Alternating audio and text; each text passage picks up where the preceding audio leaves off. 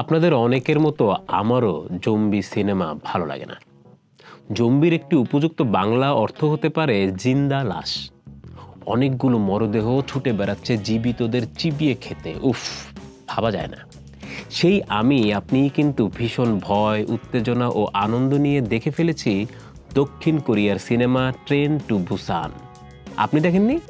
দেখে ফেলুন। দেখতে পরামর্শ দিচ্ছি কারণ এটি প্রচলিত জম্বি সিনেমাগুলোর মতো নয়। রোমহর্ষক ভয় ও অস্বস্তি শেষে এই সিনেমা মানবতার কথা বলে, ভালোবাসার কথা বলে।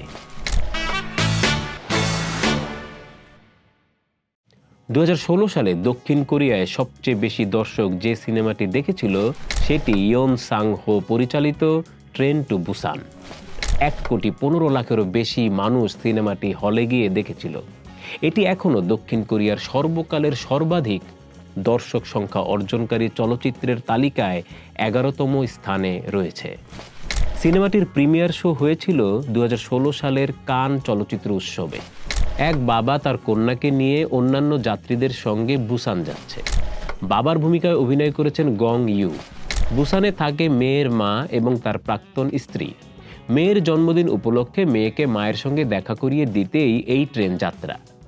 যাত্রীবাহী ট্রেনটি হঠাৎ জম্বিদের আক্রমণের শিকার হয়। গল্প ঢুকে যায় এক ভয়াবহ গলিতে। দেখে নেবেন, স্পয়লার দিচ্ছি না। ধারণা করা হয় ট্রেনে জম্বিদের হামলা নিয়ে করা প্রথম চলচ্চিত্র হরর এক্সপ্রেস। স্প্যানিশ সিনেমাটি 1972 সালে মুক্তি পায়। মূল নাম ছিল প্যানিকো অ্যান এল ট্রান্স সাইবেরিয়ান, অর্থাৎ panic on the trans Siberian. তারপর অনেক জম্বি সিনেমা হয়েছে, কিন্তু ট্রেনকে ব্যবহার করে সফল কিছু হয়নি।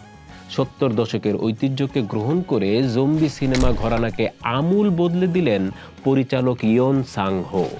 ট্রেন টু বুসানে জম্বিদের ভিন্নভাবে উপস্থাপন করা হয়েছে। সাধারণত দেখা যায় মানুষ জম্বিদের হামলা থেকে বাঁচতে প্রাণপণ চেষ্টা চালিয়ে যায়, কিন্তু এই সিনেমায় পরিস্থিতি ভিন্ন। আমরা দেখি মানুষের জন্য জম্বিদের চেয়ে বিপজ্জনক হয়ে ওঠে মানুষই। জম্বিদের হাত থেকে বাঁচতে মানুষই মানুষকে হত্যা করতে দ্বিধা করছে না। সংকট কিভাবে ভদ্রতার লেবাস ছিঁড়ে শ্রেণী বৈষম্য, লোভ, আত্মকেন্দ্রিকতাকে বের করে আনে তা এই সিনেমায় প্রকটভাবে দেখানো হয়েছে। অবশ্য সবশেষে মানুষেরই জয় হয়। মানুষের লড়াই, আত্মোৎসর্গ ও ভালোবাসা সিনেমাটিকে জম্বি নির্ভর হতে দেয়নি। সম্ভবত এজন্যই ব্রিটিশ চলচ্চিত্র নির্মাতা এডগার রাইট বলেছেন, ট্রেন টু বুসান তার দেখা সেরা জম্বি সিনেমা।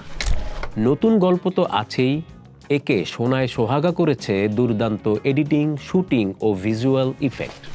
সিনেমার বাজেট ছিল $8.5 মিলিয়ন, কিন্তু তা আয় করেছিল প্রায় $100 মিলিয়ন।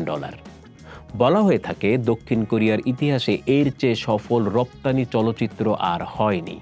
এটি এখনও মালয়েশিয়া, হংকং ও সিঙ্গাপুরে মুক্তি পাওয়া দক্ষিণ কোরিয়ার সিনেমাগুলোর মধ্যে সবচেয়ে সফল।